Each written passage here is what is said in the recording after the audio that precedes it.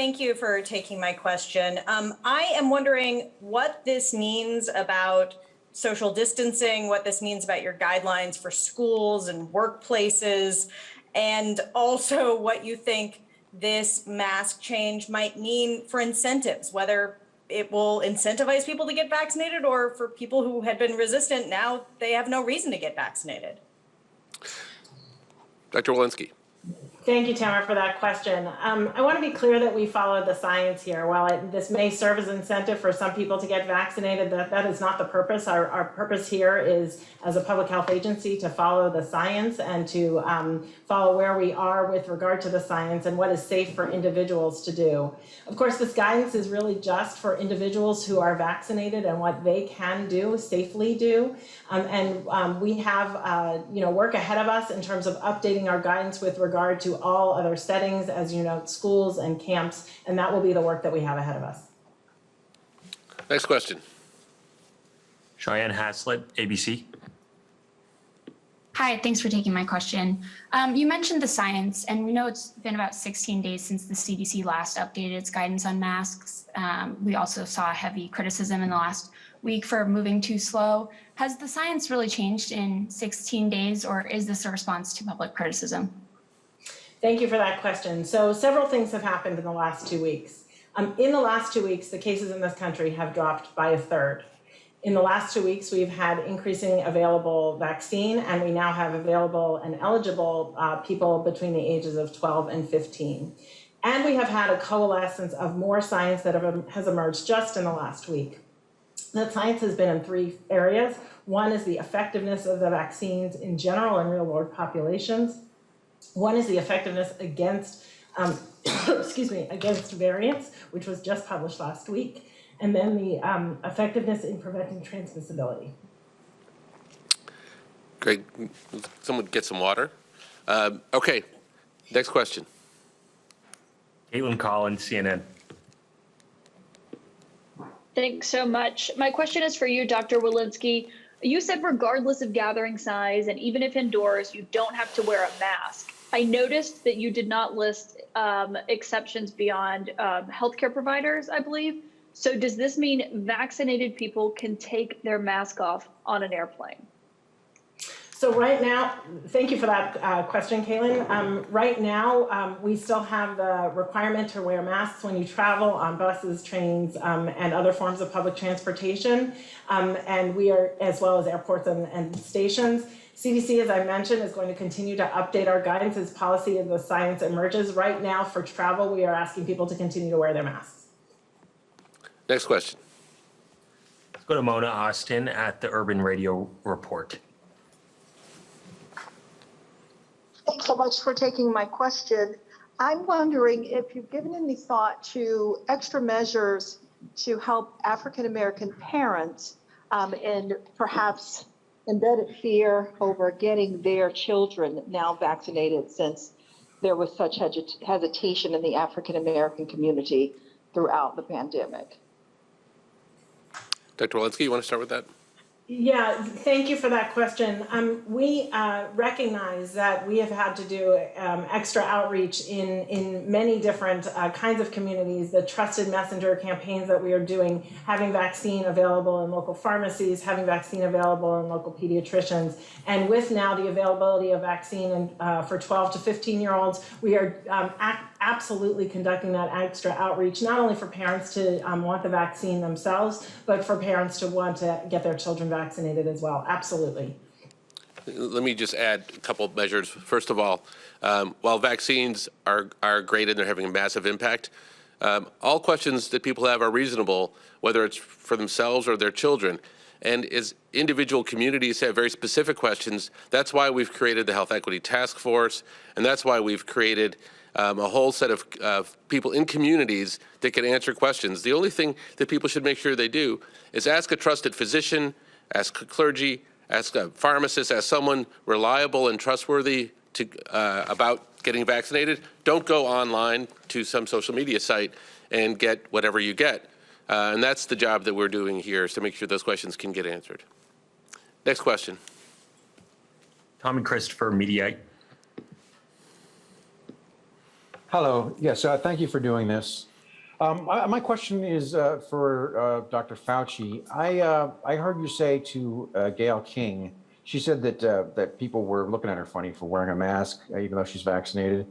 And I was wondering if you had anything to say to people who have been vaccinated and still want to wear masks in situations that the CDC says are low risk. Is there anything wrong with that? And should people be side-eyeing them? No, not at all. I mean, people have to make their own personal choice. What you heard from Dr. Lewinsky, well, is the recommendation based on science. And that's just a recommendation. And when people want to do that, they at least have the science behind them. There's absolutely nothing wrong with an individual who has a certain level for risk aversion. As we know, the risk is extremely low of getting infected if you're vaccinated, whether you're indoors or outdoors.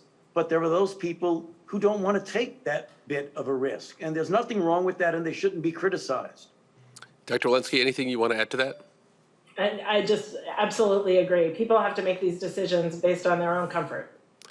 And look, habits are hard to break. So people may take time to adjust. That's fine. As a rule, we are anti-side-eyeing. Next question. Michelle Sindor at PBS.